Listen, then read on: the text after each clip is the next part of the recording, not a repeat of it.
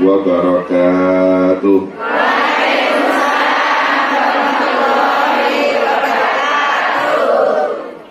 Alhamdulillahi hamdan katsiran tayyiban mubarakan. Sallim ala sayyidina wa habibina wa syafi'ina Muhammad asril jamali wa manba'il kamali wa mustawda'il jalal wa ala alihi wa sahbihi khairi suhbin wa al, amma ba'd. Subhanaka la ilma lana illa ma 'allamtana innaka antal alimul hakim. Rabbi shrah li sadri wa yassir li amri wahlul 'uqdatam min lisani yafqahu qawli. Amin ya rabbal alamin. Dumateng segenap para hadirin dan hadirat.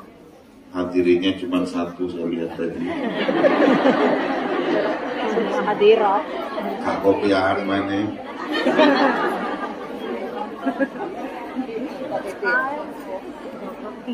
Wabil khusus kepada Bunda Nuri selaku pengasuh Majelis Taklim Ilham dan segenap mungkin majelis-majelis yang lain yang ikut hadir di acara yang diberkahi oleh Allah Subhanahu wa ta'ala ini. Alhamdulillah, kita di pagi hari yang mulia ini bisa berkumpul di majelis yang insya Allah mampu menambah kecintaan kita kepada Allah, cinta kita kepada Rasulullah SAW. Khususnya kita yang baru saja meninggalkan bulan Rabiul Awal, bulan kelahiran beliau junjungan Nabi besar Muhammad SAW.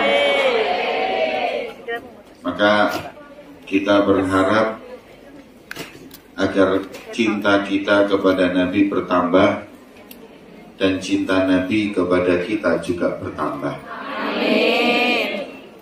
Wonten ulama namanya Al-Imam Asy'arani, wiridnya beliau tiap sholat adalah Allahumma habibni ilan nabi wa habibin nabi ilayya. Ya Allah, tambahlah kecintaan Nabi Muhammad kepada kami dan tambahlah kecintaan kami kepada Nabi Muhammad. Karena gak ada orang yang paling beruntung kecuali orang yang cinta di dunia ini kepada Nabi Muhammad dan dicintai oleh Nabi Muhammad. Maka itu majelis yang kita hadiri bersama di hari yang mulia ini insya Allah adalah salah satu sebab kita tambah cinta kepada Nabi dan Nabi tambah cinta kepada kita. Amin. Amin.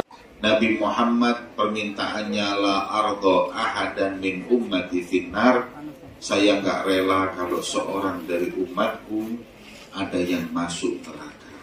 Itu Rasulullah. Oleh Allah di dalam Al-Quran disifatkan Nabi Muhammad tetap manusia. Nggak ada di antara kita yang ngomong kalau Nabi itu anaknya Tuhan atau ponakan atau misanan, juga nggak ada. Makanya oleh Allah disebutkan min anfusikum, supaya kita bisa nyontoh Nabi itu manusia sama-sama kita, supaya kita bisa nyontoh. Tapi kalau kita yakini Nabi Muhammad itu anaknya Tuhan, mana bisa kita manusia nyontoh anaknya Tuhan? Makanya Nabi Muhammad min anfusikum, manusia agar bisa menjadi suri tauladan untuk kita. Azizun alaihi ma'anittum, sifatnya Nabi itu nggak rela kalau ada umatnya menderita. Ada riwayat Rasulullah itu pernah di pasar kelihatan seorang budak. Budak itu kalau sekarang mungkin seorang pembantu. Pembantu yang membantunya tuan. Kalau budak itu milik. Ketika Rasulullah selesai, Rasulullah tanya, kenapa salam tadi kok sekali dua kali gak dijawab? Jawabannya tuan rumah, maaf ya Rasulullah, kami jawab tapi pelan-pelan. Pas panjenengan assalamualaikum, kita jawab waalaikumsalam. Waalaikumsalam. Pas ketiga baru waalaikumsalam. Sebab kalau langsung kami jawab, maka kau cuma salam sekali untuk kami dan yang tinggal di rumah kami. Cuman satu doa ya Rasulullah, rugi kita. So doa assalamualaikum kan semoga kalian selamat. Kalau Nabi cuma doakan sekali ya kurang. Kalau 3 kali baru istimewa. Makanya kita pelan-pelan jawabnya sampai yang ketiga supaya dibanjiri doa selamat rumah kami olehmu ya Rasulullah. Senyum Kanjeng Nabi, Masya Allah. Makanya kalau ada kiai yang datang ke rumah sampean jangan dijawab dulu salam. Ada ustaz, ada habib, ditunggu sampai 200-300 kali baru dijawab supaya doa untuk kita begitu banyak di rumah kita. Allahumma sholli ala Muhammad. Itulah Rasulullah itu cinta kepada kita. Jadi makanya kalau kita ini sudah bisa memastikan kecintaan Nabi Muhammad kepada kita, azizun alaihi ma'anitum harisun alaikum bil mu'minin. Nabi Muhammad itu berupaya apapun dia lakukan agar umatnya selamat. Rasul Shallallahu Alaihi Wasallam sampai pergi beliau itu ke Taif, mau mengajak orang Taif masuk Islam, nggak taunya nggak disambut dengan tola al-badru, malah disambut dengan batu-batuan. Rasulullah dilempari batu berkucuran darahnya. Kemudian ketika darah itu ada yang mau menetes di tanah, oleh Rasulullah diambil, diusapkan di badannya. Sahabat tanya, ya Rasulullah, kok ya sempet-sempetnya panjenengan itu ngurusin tetesan darah? Kata Rasulullah, aku mendengar tanah ini berkata, kalau satu tetes darahnya Muhammad sampai ke tanah, ke punggungku, aku akan telan semua orang-orang Taif. Maka Rasulullah itu walaupun dilempari batu, tapi tetap Rasulullah itu nggak pengen orang yang ngelempari batu itu mereka mati, binasa atau diazab. Coba kalau saya, justru saya ciprat-cipratkan itu, biar telan semuanya itu. Loh, orang mau enak-enak mau dakwah kok ya malah dilempari batu. Okay.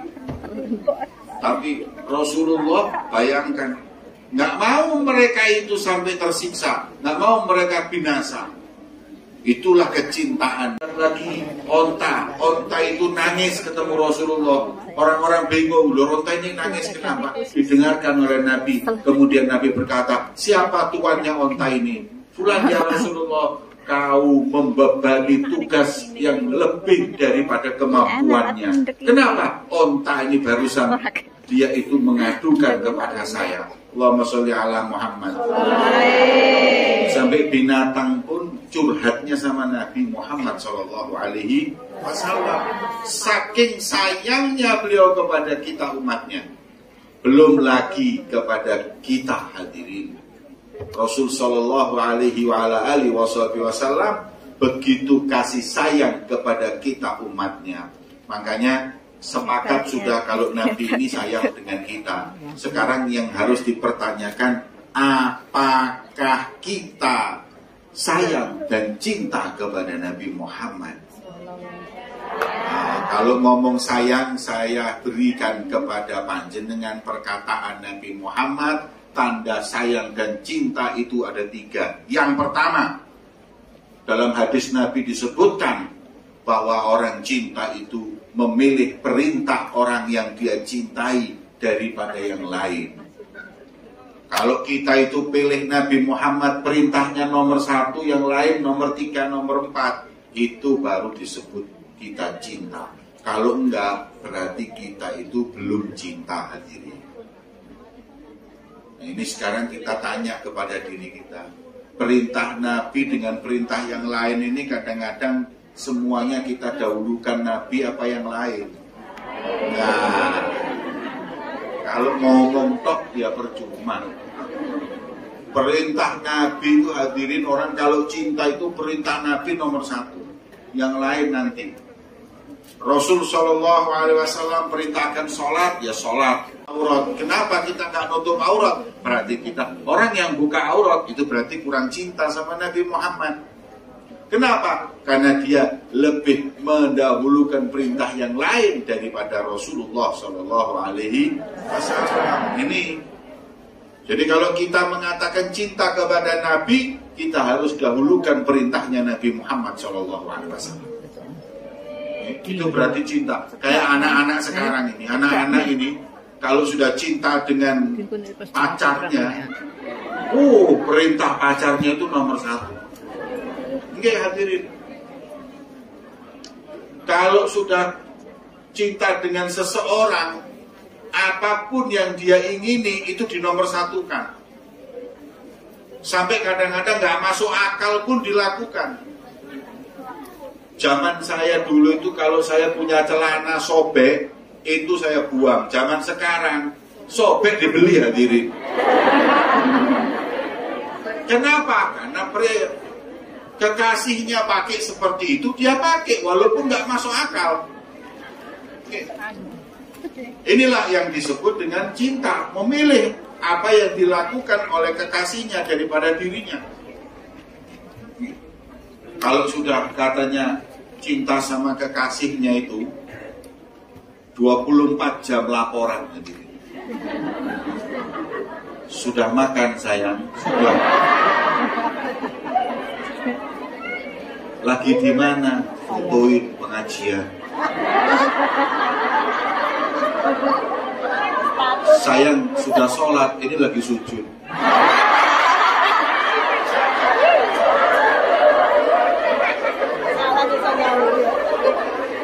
24 jam laporan.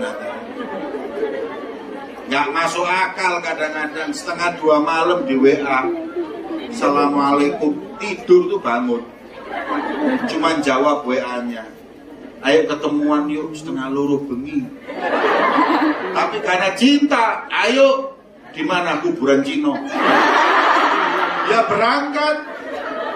Kenapa? Orang kalau sudah cinta mau berkorban sudah. Pokoknya apapun biar perintahnya itu dia lakukan. In kana hubbuka shadiqan la ata'tahu innal muhibba liman yuhibbu muti'u. Memang di mana-mana kata orang Arab, kalau cinta itu sejati kau akan taat. Di mana-mana orang yang cinta itu taat dengan orang yang dia cinta itu di mana-mana. Sampai ada namanya Abdullah bin Umar, sahabat Nabi itu, saking cintanya sama Nabi itu, di mana Nabi pernah duduk atau berhenti dia di situ lakukan. Nabi itu pernah dulu naik kendaraan berhenti di situ. Beliau kalau naik kendaraan berhenti di situ. Kenapa? Saking inginnya sama dengan yang dia cintai. Dalam kitab Risalah Mu'awalah disebutkan ada orang itu sangat cinta sama Nabi, sampai makanan aja tanya Nabi Muhammad makannya apa. Sampai dia itu pernah dikasih semangka, nggak mau dimakan, tanya dulu Rasulullah pernah makan semangka enggak? Kalau nggak makan, saya nggak mau makan. Dicari di hadis, oh ya Rasulullah pernah makan semangka. Nah, sekarang saya makan. Kalau nggak makan, Nabi saya nggak makan. Itu orang kalau sudah cinta itu seperti itu, hadirin. Sesuatu itu nggak suka, kalau kekasihnya itu suka, jadi suka. Itu memang orang kalau cinta. Lah ini orang kalau cinta sama Nabi seperti itu. Lah semangka ini ketika mau dimakan bingung, motongnya dari tengah atau dari atas. Karena Rasulullah makannya dulu dari tengah atau dari atas, bingung dia.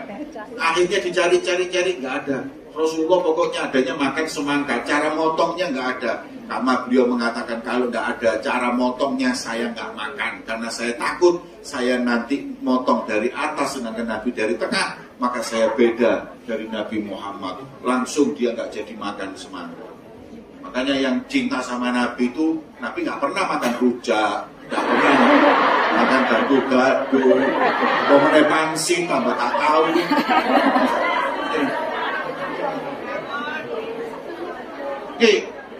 Orang itu kan gitu, kekasihnya goyanannya bakso, dia nggak suka, tapi gara-gara kekasihnya suka, dia jadi suka. Situ orang cinta.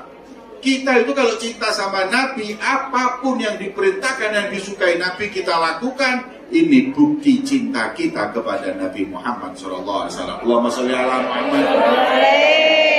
Kalau sudah seperti itu, baru kita cinta. Itu yang pertama. Yang kedua, an yakhtar mujalasata habibihi ala mujalasati ghairi. Orang cinta itu duduk dengan kekasihnya kuat. Orang kalau cinta itu diongkol sampai jam 2 bengi kok kuat. Sampai jam 2 malam. Ya nutupi. WA sampai subuh. Kenapa? Itu memang adalah orang cinta. Orang cinta itu seperti itu.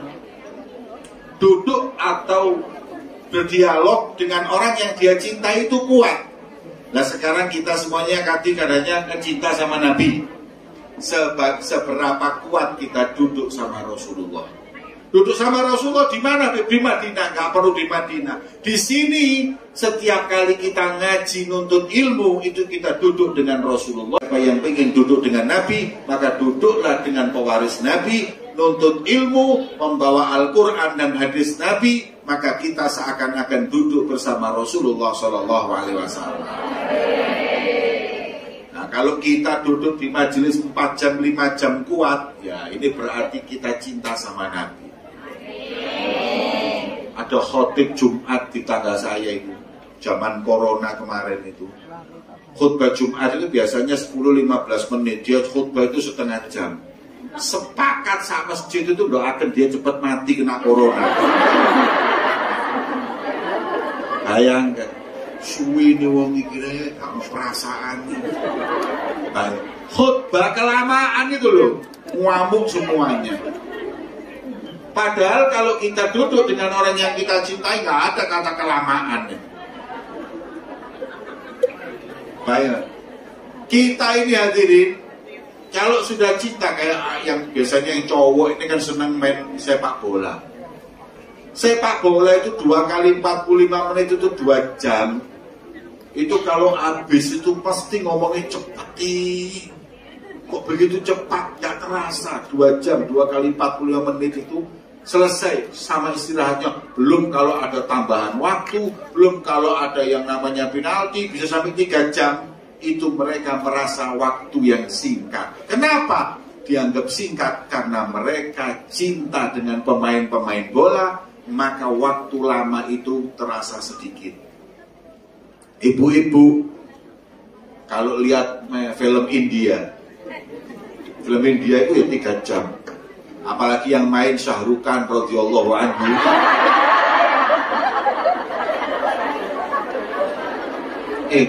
Yang main Shah Rukh Khan 3 jam itu gak obah. Anaknya ngomong khusyuk. Lihat idolanya main itu kuat. Berjam-jam kuat. Kenapa? Karena cinta. Nah kalau kita masih belum bisa baca Quran berjam-jam, kita belum bisa bersolawat kepada Nabi berjam-jam, kalau kita belum bisa merasakan ngaji berjam-jam, maka kita belum dinyatakan cinta kepada Nabi Muhammad SAW.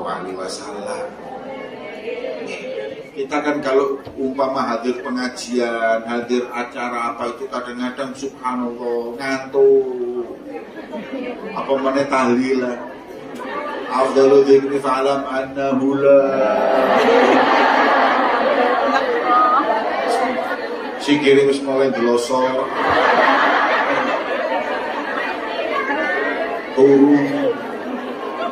Golek kresek ke perkataan metu baru tangis. Nah ini repot hadirin. Ya, orang kalau cinta itu nggak kayak gitu. Orang kalau cinta itu fokus, fokus dengan kekasihnya. Karena sekarang nggak ada duduknya. 3 jam, 4 jam konser itu mereka lihat.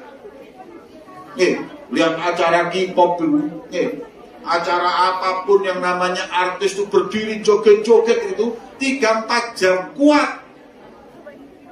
Lah kita ini ya Allah hadirin, cuman sebentar tok berdiri terus duduk lagi. Kadang-kadang kalau kelamaan kia macam ngamuk-ngamuk, ya Allah, ada perasaannya belas wong itu. Kita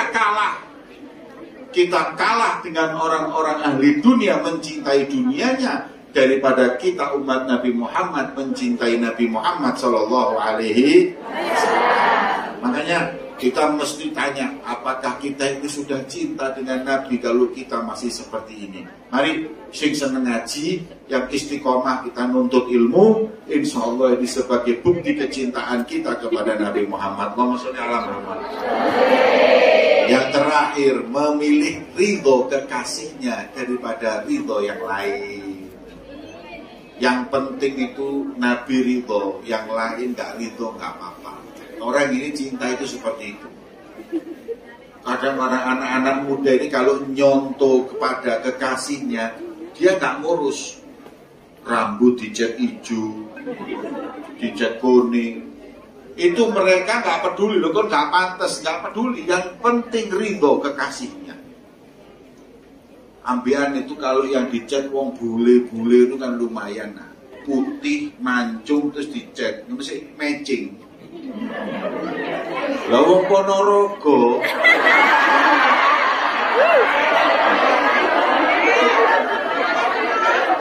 rambutnya dicat abang, hijau, kuning. Nah, yang seperti itu kan gak ngoco hadirin. Ada lagi yang niru-niru orang barat, ya gue sedikit drum foto, ambil selfie, tiga status. Lo lewat barat, ya sticknya drum, terus foto status, itu kan rotok, memang nyambung, matching. Galek wong gondang legi.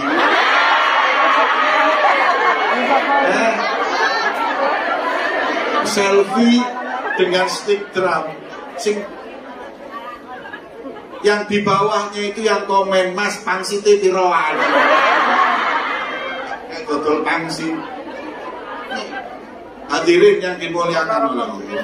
Kita itu mau apapun, baju kita mau keluar dari rumah, itu ditanya, Nabi ridho nggak dengan baju saya? Itu aja.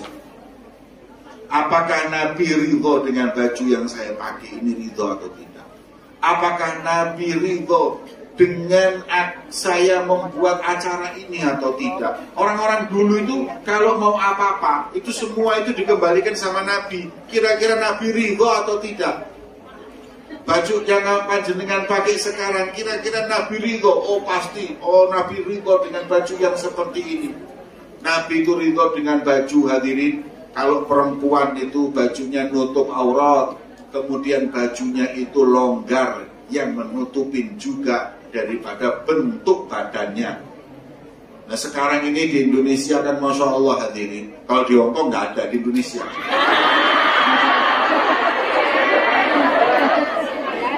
Jilbabnya rawapet, kelambine ya rawapet, bajunya itu bahan kaos. Ngapunten nggih, saya bingung sama orang-orang itu. Buat apa jilbaban tapi bajunya itu kelihatan semua. Dulu sahabatnya Nabi itu, istri-istri mereka atau sahabat perempuan itu kalau berdiri nggak kelihatan mana depan mana belakangnya. Kenapa? Karena bajunya longgar. Lah kalau sekarang jilbabnya Masya Allah, tapi bajunya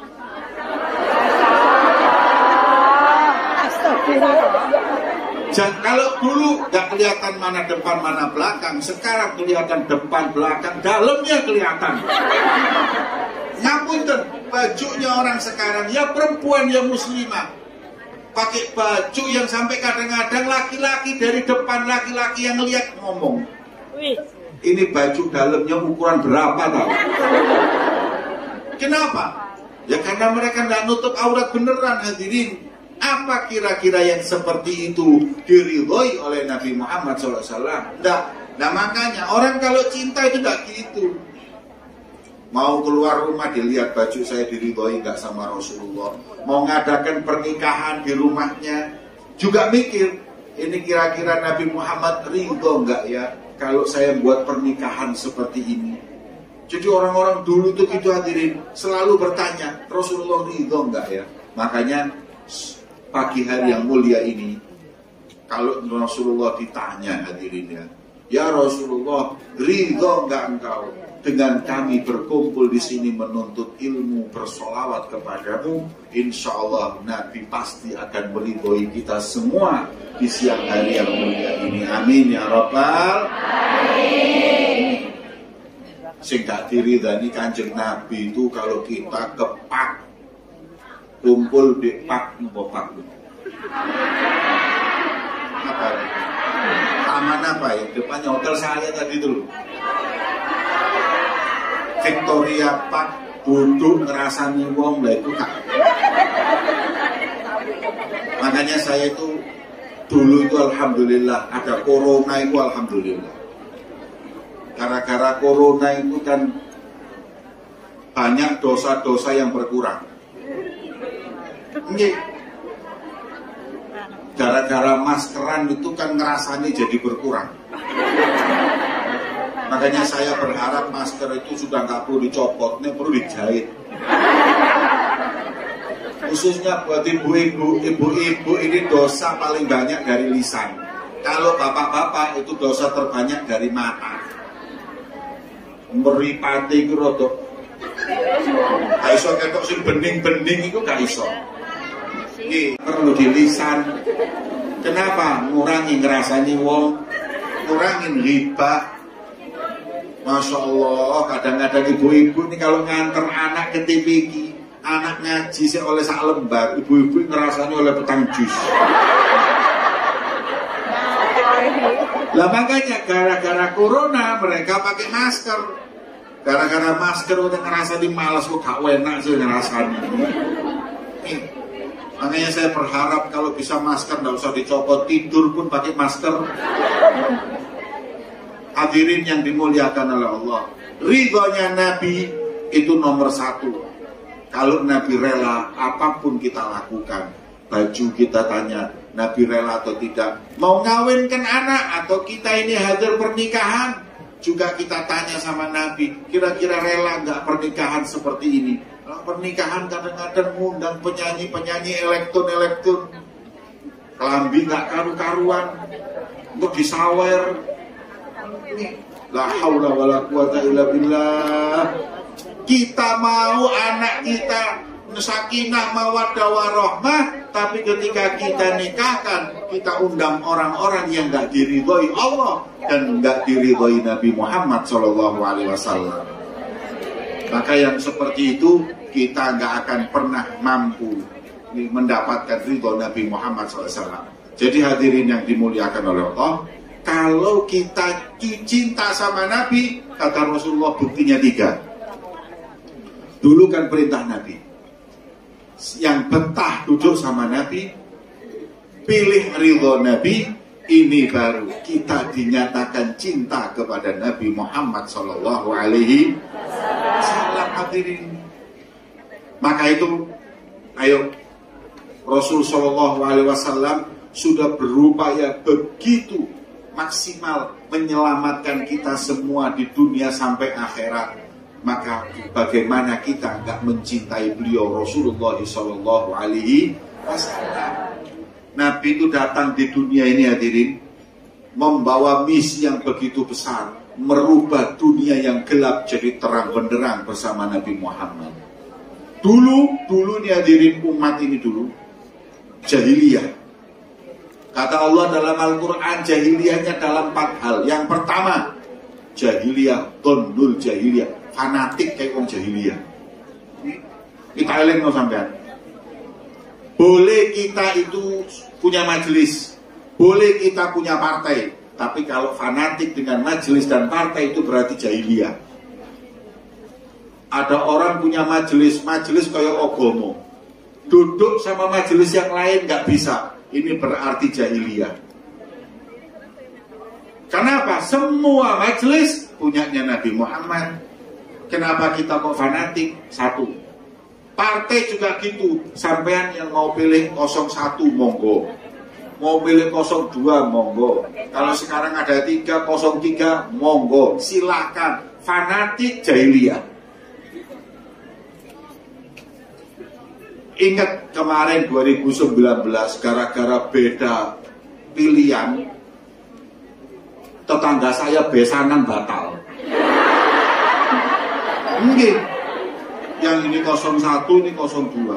Akhirnya mau besanan, ketahuan pilihannya beda, batal. Setelah batal, gak taunya yang ini jadi presiden, yang ini jadi menteri, bagi-bagi jatah. Yang wis batal ini mau balik lagi ya isin. Ya ini fanatik kayak gini nih dibuang, nggak ada manfaatnya. Di Madura sampai Carok, orang Carok mati, setelah mati, delok wong-wong rangkulan, getun iki mati mang. Ya Allah, apa aku belani sampai mati? Makanya sekarang juga begitu. Nanti ini 2024 sama, sudahlah sama. Mereka itu semuanya satu rumpun, tinggal rebutan bagi-bagi. Wis, sampean yo tetep, siapapun yang menang yo tetep. Terus kok jadi menteri ngono ah? Jangan percaya sama saya. Jangan berantem, jangan putus silaturahim gara-gara mereka. Mereka ini semua cari uang, cari jabatan. Kita mau dikorbankan, jangan.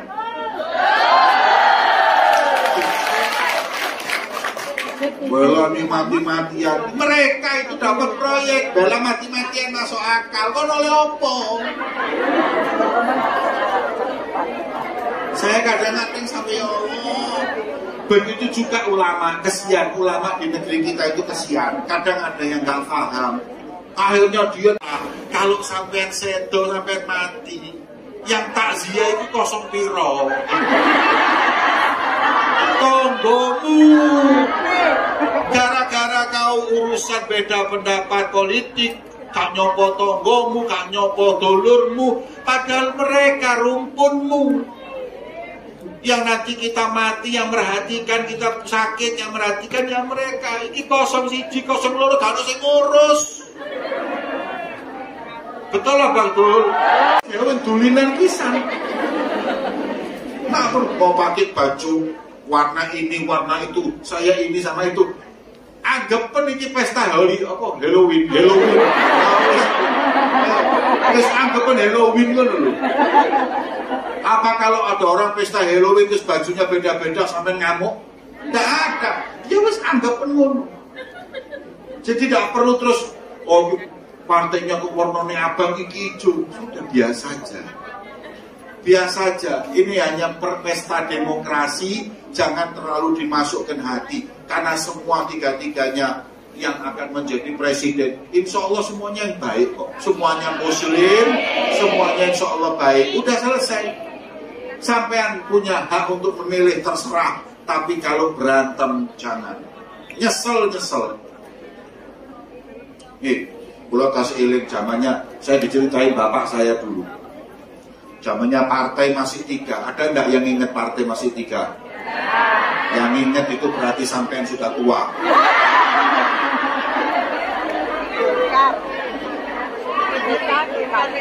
Zaman dulu partai itu cuma 3. P3, Golkar, PDIP, tok nggak ada Nasdem, nggak ada partai Indra, kalau kabeh Hanura, nggak ada, itu cuma 3. Partai pertama P3 ini dipertanyakan. Ya, pejabat kabarnya Ka'bah ini. Yang bingung nomor 2 ya apa dalilnya? Datang ke ulama, Yai, ini Ka'bah ini pakai nama agama supaya dicoblos lah. Saya gimana, saya kan juga muslim. Oh gampang, saya carikan dalil. Dicarikan dalil di Quran. Dalilnya adalah firman Allah, walladzina yubayyi'unaka tahta syajarah. Mereka lah wahai sang Rasulullah, sahabat-sahabatmu yang membaiatmu di bawah pohon. Oh, itu pohon beringin. Berarti sahabat-sahabat itu Golkar kabeh.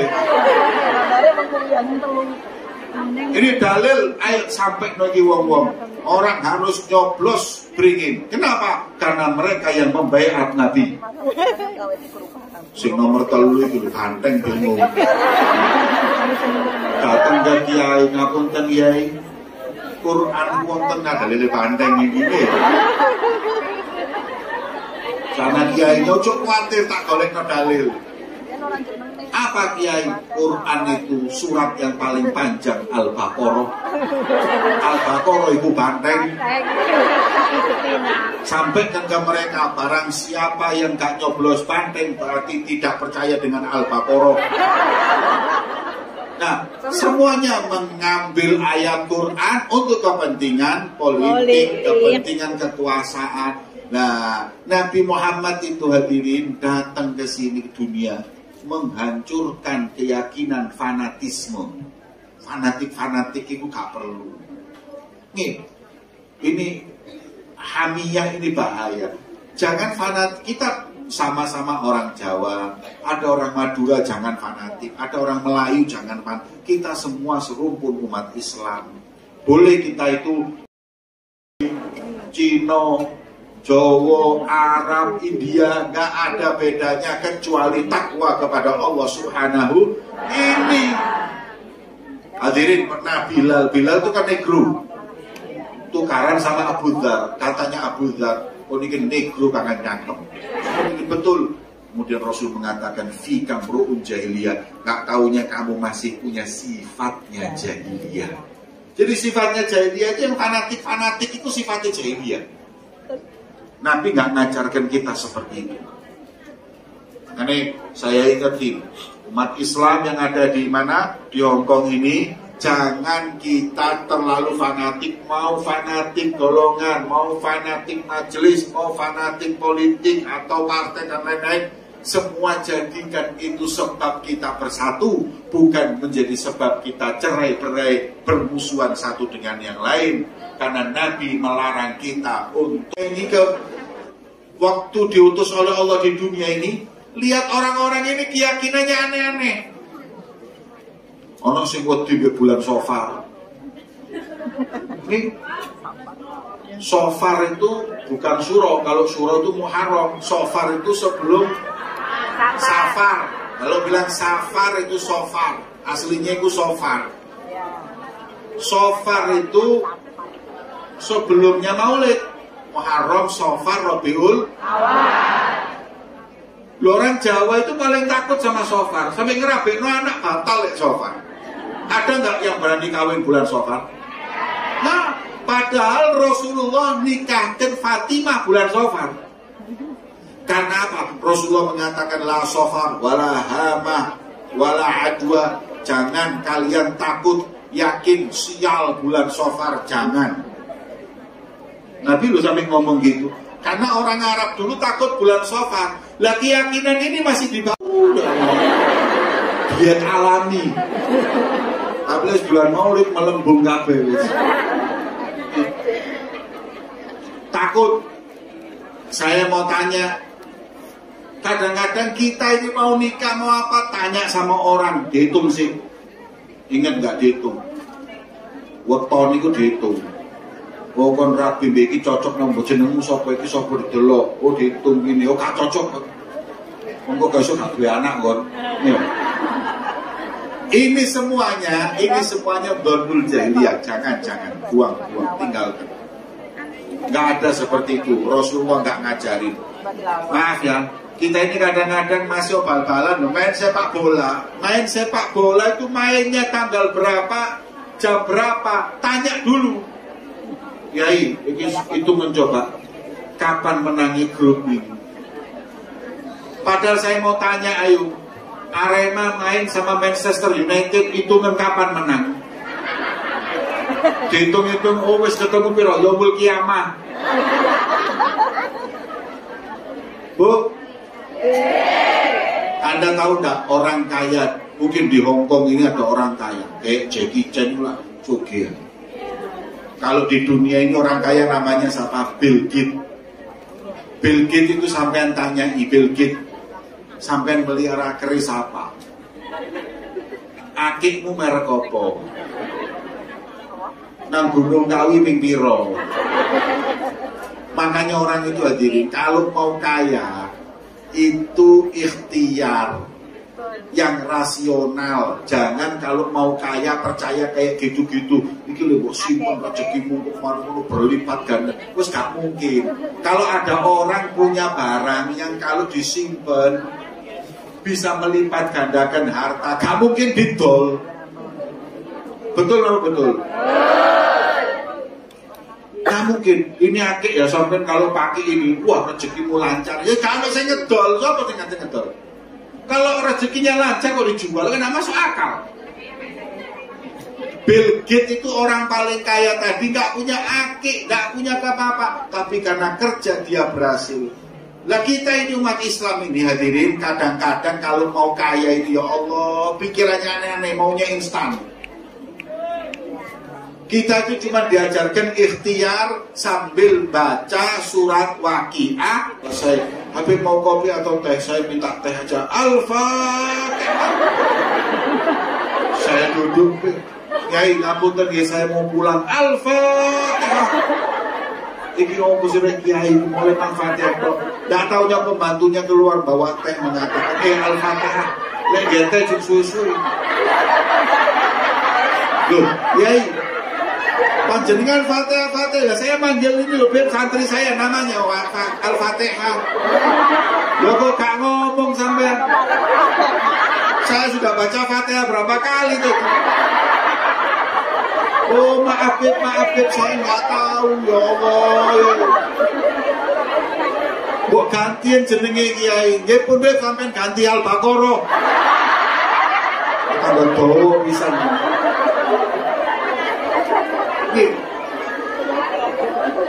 Jadi kalau ngasih nama yang benar, lah niki kita baca surat Waqiah setelah asar dan baca atau sholat duha, insya Allah rezeki lancar sambil ikhtiar. Tapi ya ini sampai ini yang paling banyak jadi sasaran ini wong kerja di Hongkong. Dia kali lewat WA, dia kali kalau tak kamu rezekimu lancar instan, terus tidak mungkin hadirin. Apalagi banyak kena orang mau gandakan uang. Ada itu. Banyak. Nih, ada di Jawa Timur tuh orang bisa gandakan uang. Coba sampai mikir. Kalau saya Habib Jamal ini bisa menggandakan uang, kira-kira sing tak gandak no duitku apa duitmu?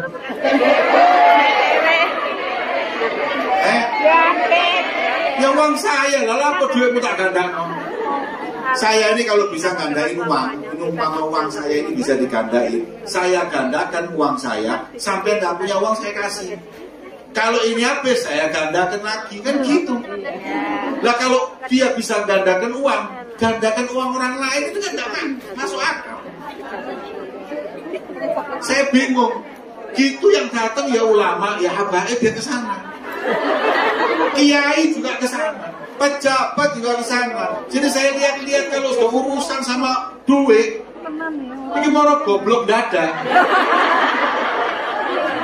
Akhirnya tertipu orang-orang dan lain-lain. Nggak mungkin ada orang bisa menggandakan uang, itu nggak mungkin. Walaupun jujur dulu pernah saya mau ke sana.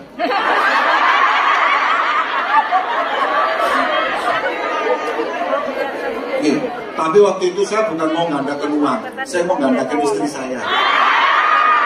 Jadi saya tadi telu, jadi papan lah lumayan. Hadirin, jadi jangan percaya hal-hal yang seperti itu. Ya, enggak.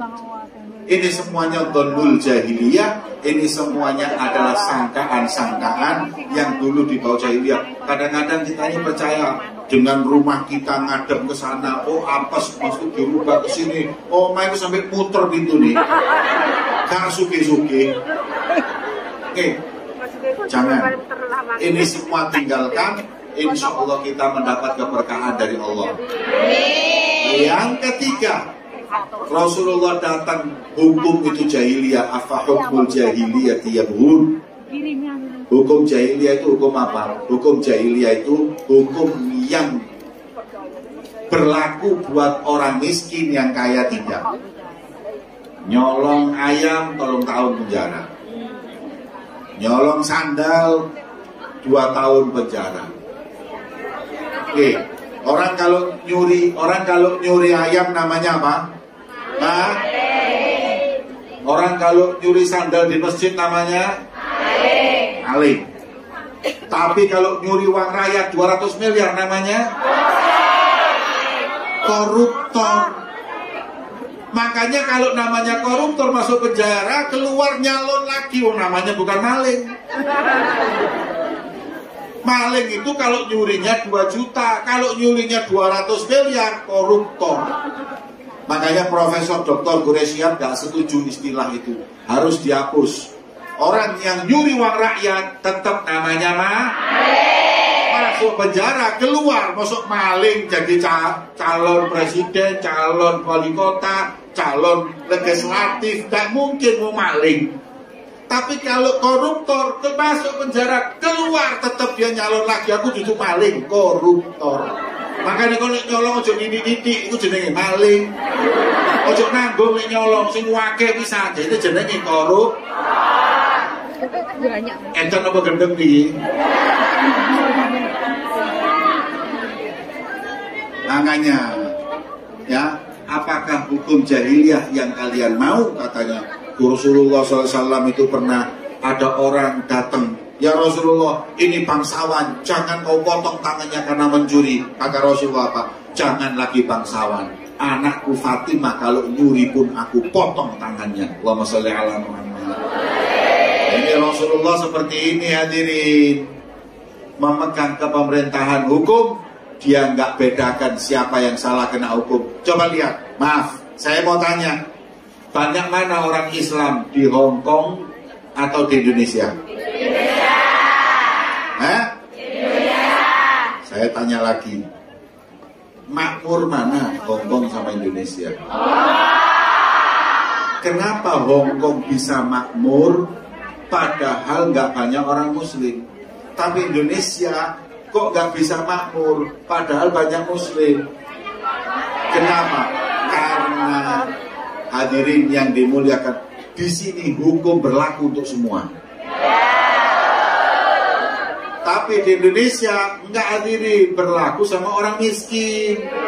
Orang-orang kaya hukum bisa diatur. Kalau di sini tidak, di Singapura tidak, di tempat-tempat. Makanya negara yang seperti itu hukumnya rapi, hukumnya adil, kaya. Tapi kalau kita hukumnya kalau apabila hukumnya nggak adil, kita akan oleh Allah dicabut keberkahan. Loh hadirin, kalau saya lihat-lihat Hong Kong di Indonesia ini karena sampai ini segini emas ake di Indonesia emas tuh wake, Mas Parto, Mas Parto.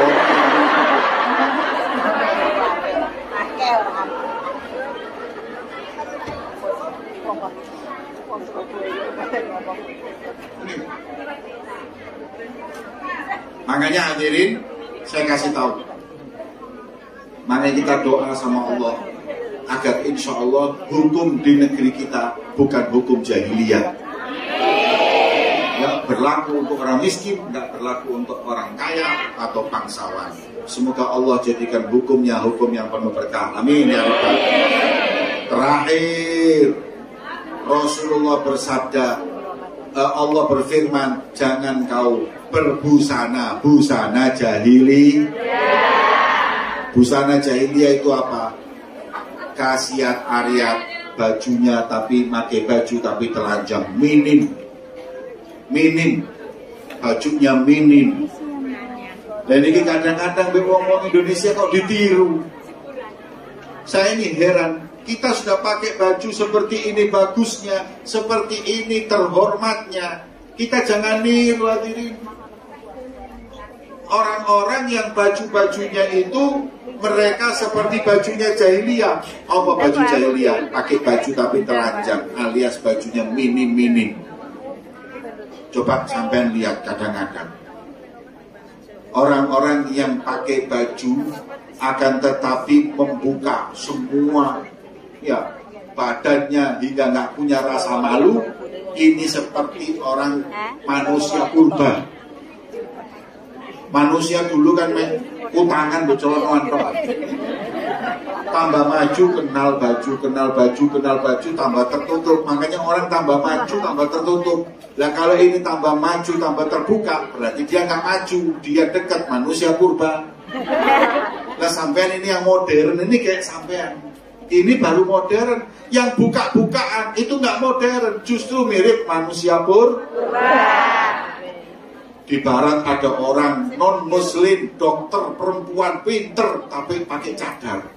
Ditanya sampai ini Islam, bukan. Kok pakai cadar? Saya cuma mikir, Zaman itu tambah maju, baju tambah tertutup. Semakin sempurna, semakin tertutup. Kalau terbuka, kembali lagi ke zaman purba. Makanya setiap orang yang semakin tertutup, semakin maju, semakin terbuka, semakin napa malih wis purba, celonone cekak, kaos kutange bapake digawe, wireng maneh, rambutnya keriting, numpak sepeda motor bio, daftarno nanti kebun binatang Wonokromo. Hadirin, jangan kalian itu berbusana-busana jahili. Saya itu istri saya pakai cadar. Saya ke Australia diundang aja seorang wanita, kan saya masuk toko, lihat-lihat di mall. Ada satu orang lihat baju istri saya. Orang yang toko tadi itu megang bajunya istri saya sambil mengatakan, nice dress. Oh, kok nice dress itu? Rohmu.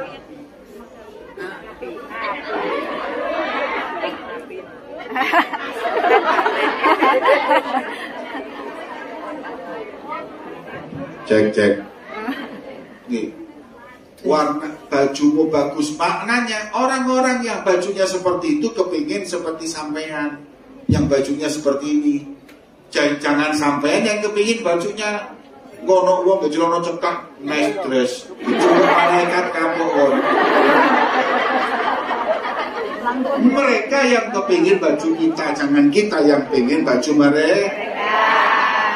Makanya insya Allah Nabi Muhammad datang mengubah dunia gelap gulita jahiliyah jadi terang benderang seperti yang kita yakini. Saatnya sebelum saya tutup dengan doa, niki akan nanti ada sholawatan sambil akan di napa niki?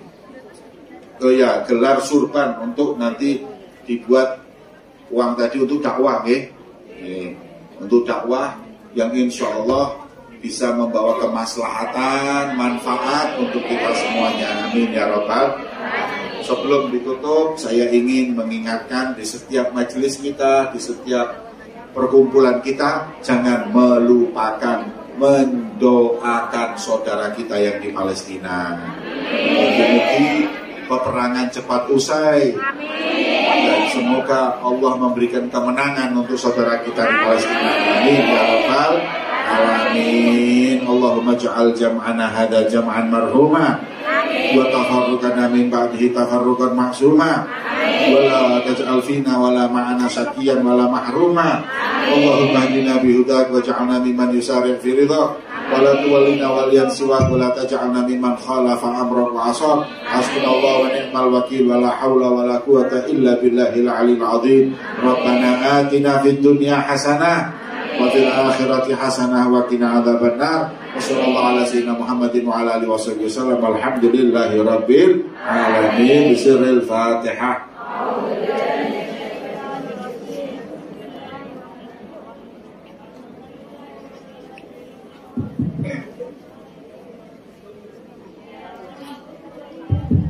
Panitia untuk siap-siap nih misalnya sedekah, mudah-mudahan dengan jenengan ikhlas bersedekah berikan yang terbaik dan mudah-mudahan dengan sedekah ini bertambah rezeki panjenengan. Amin. Ikhlas ya? Ikhlas ge? Sallu ala Nabi Muhammad. Sallallahu ala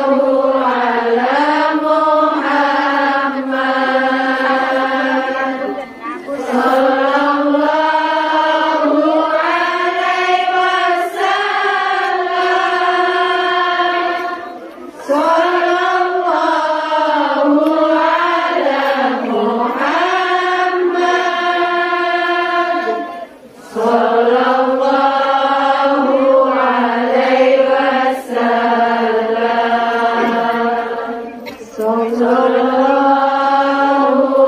ala Muhammad. Sallallahu alaihi wasallam. Sallallahu ala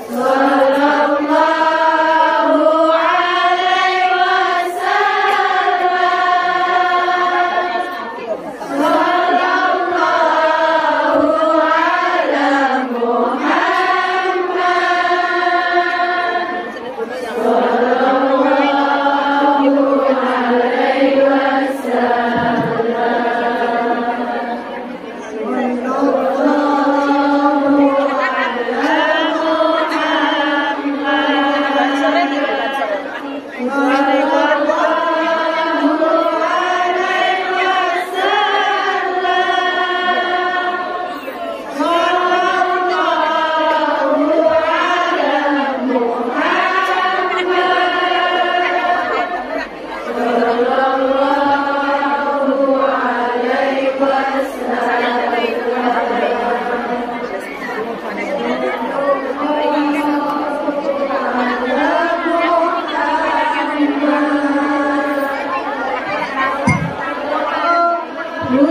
Sallallahu alaihi wasallam. Sallallahu ala Muhammad. Sallallahu alaihi Muhammad.